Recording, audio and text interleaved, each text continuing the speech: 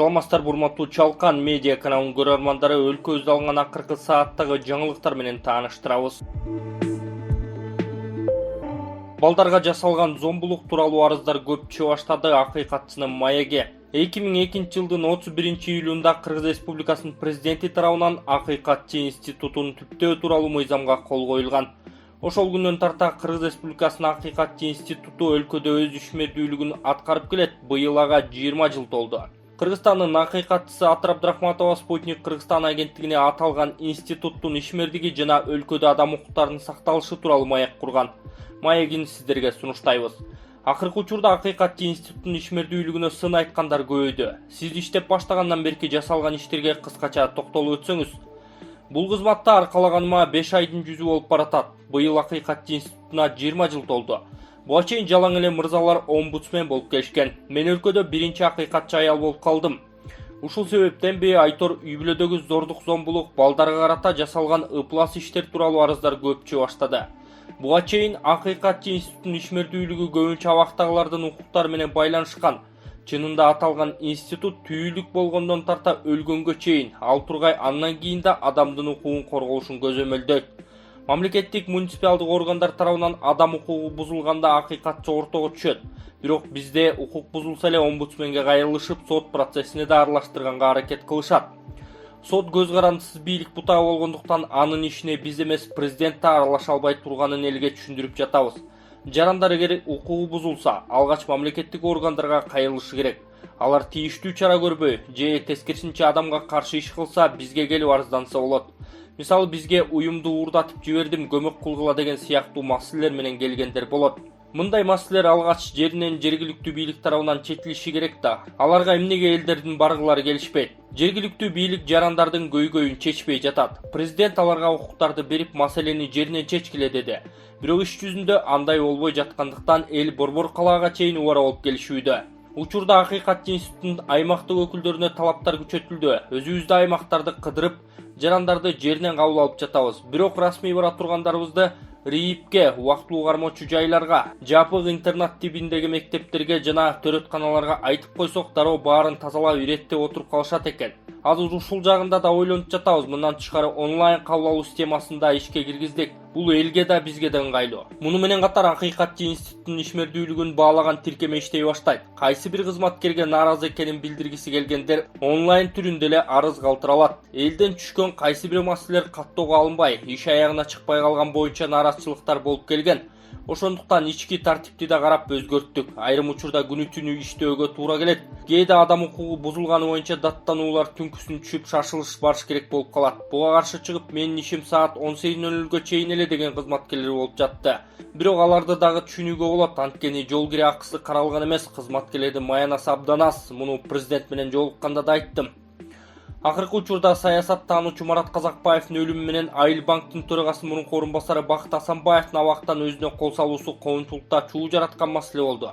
Бул боюнча комиссия түзүлгөн. Иш акыйкат ачык каралышы керектигин талап кылынууда. Ушул туурасында пикириңиз кандай? Акыйкатчылардын үстүнөн да арыз келип түштү. УКМКга элде чоң суроо пайда болду. Камакта жаткан адамдардын укуктарынын сакталышы мамлекеттин кепилдигинде жатат.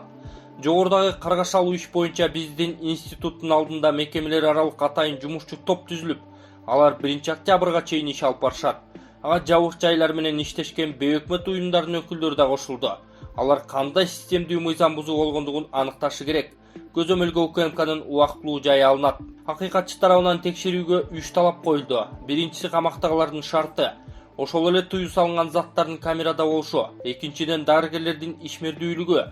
Абактагылар ден соолугунун начардыгына даттанган учурда аны камакта кармоо мүмкүн же мүмкүн эместиги тууралуу тыянак чыгарышы керек. Тилекке каршы Азибат Тукаевдин ишинде көбүнчө дарыгерлер жоопкерчиликке тартылып калгандыктан азыр андай милдетти моюнга алуудан коркуп калышкан.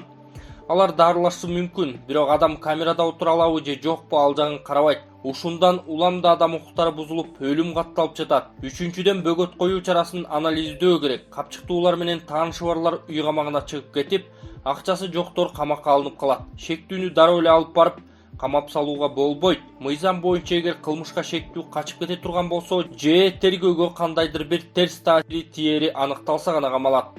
Калган учурда акчалай күрөө коюу же үй камагы өңдүү ыкмалар колдонулбай келет. Бөгөт коюу чарасында өспүрүмдөрдүн жана аялдардын укуктары көп бузулган. Жогорудагы 2 өлүм боюнча президенттин да комиссиясы түзүлгөн. Ага маркумдардын туугандары менен биз кирдик. Жакында анын жыйынтыгы тууралуу жетекчи катары Эдил Байсалов маалымат берет деп ишенем деген акыйкатчы Атыр Абдрахматова Спутник Кыргызстан агенттигине.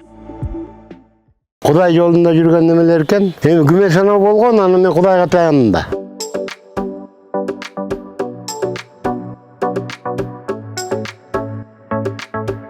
Биз Салаш шаарына Кирова көчөсүндө тамуушты сатып, акчабыз жетпей, анан ушул ислам кооперативине Кудай таала туш кылып, ислам кооперативи аркылуу жетпеген акчаны булар 2 айда эмес, 2 айда деп 1 айдын ичинде толук алып беришти. Мен айтарым, нар бери жактан акча истегендер муктаждыктар болсо ушу кооперативге кайрылып, муктаждыгыңарды чечип алсаңар болот. Кудай жолунда жүргөн немелер экен. Анан өзүм да мен Кудайдан башкага ишенбейм, ошого таянып, анан ушу кооператив менен иштешип атабыз.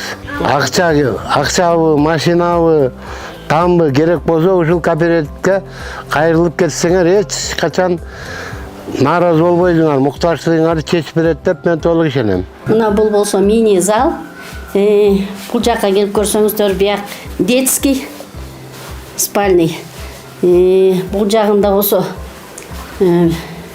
биздин спальный Жолдошум экөөбүздүн.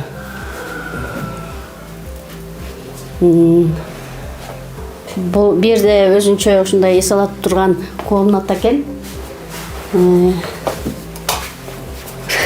Будан бияк жагына өтсөк, биякта дагы чоң зал бар.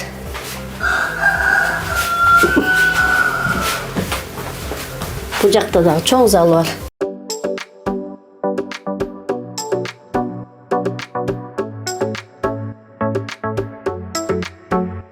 Короо сарайлары бар, тооканасы бар, очакканасы бардыгы бар да.